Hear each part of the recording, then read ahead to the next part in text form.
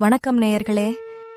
நமது கோவில்களைப் பற்றிய அரிய தகவல்களை அளிக்கும் எங்களது ஆலய துளிகள் யூடியூப் சேனலில் இன்று நாம் காண இருக்கும் கோவில் வன்னிவேடு அகத்தீசுவரர் கோவில்.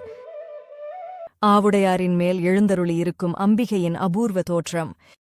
கட்டிடப்பணி தடங்கலின்றி நடக்க சனி பகவானுக்கு பாகற்காய் மாலை சாற்றி செய்யும் பிரார்த்தனை. ராணிப்பேட்டை மாவட்டம் வாலாஜாபேட்டைக்கு அருகில் வன்னிவேடு என்ற கிராமம் உள்ளது. இங்கு வன்னி மரங்கள் அதிகம் உள்ளதால் இத்தலத்துக்கு வன்னிக்காடு என்ற பெயரும் உண்டு. இங்கு அகத்தியர் வழிபட்ட அகத்தீசுவரர் கோவில் உள்ளது. இறைவியின் திருநாமம் புவனேசுவரி. இத்தலத்து மூலவரை அகத்திய முனிவர் மணலால் அமைத்து வழிபட்டார். இந்த லிங்கம் அகத்தியர் அமைத்த லிங்கம் என்பதால் குள்ளமாக இருக்கிறது. அம்பிகைக்கு பௌர்ணமி அன்று நடைபெறும் லகுசண்டி ஹோமம்.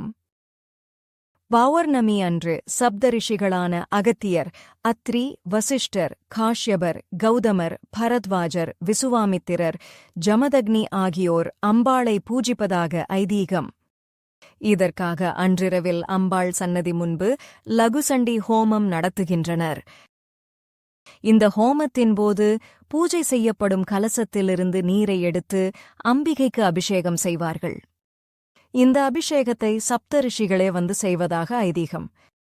இந்த பூஜை நடக்கும்போது 7 இலைகளில் சப்த ரிஷிகளுக்கும் நெய்வேத்தியம் படைப்பார்கள். பௌர்ணமி நாளன்று நடைபெறும் இந்த அபிஷேகப் பூஜையில் கலந்து கொண்டால் வீடு மற்றும் கட்டிடம் கட்டுபவர்கள் தடங்கலின்றி கட்டி முடிப்பார்கள்.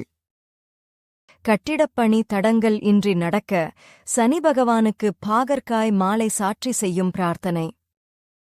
இக்கோவிலில் ஒரு வன்னி மரத்தின் கீழ் விநாயகர் மற்றும் சனீஸ்வரர் அடுத்தடுத்த சந்நிதிகளில் காட்சி தருகின்றனர். வீடு மற்றும் கட்டடம் கட்டும் பணியை துவக்குவோர் அது தடங்கலின்றி நடக்க சனிக்கிழமைகளில் சனீஸ்வரருக்கு 17 பாகற்காய்களை மாலையாகத் தொடுத்து அணிவித்து எள் தீபமேற்றி வழிபடுவது விசேஷம். தங்கள் வாழ்க்கையில் செய்த தவறுகளை மன்னிக்க வேண்டியும் கசப்பான அனுபவங்களை சனி பகவானிடமே அர்ப்பணித்து விடுவதாகவும் இனி அவ்வாறு நடக்கக்கூடாது என்றும் இந்த வேண்டுதலைச் செய்கின்றனர்.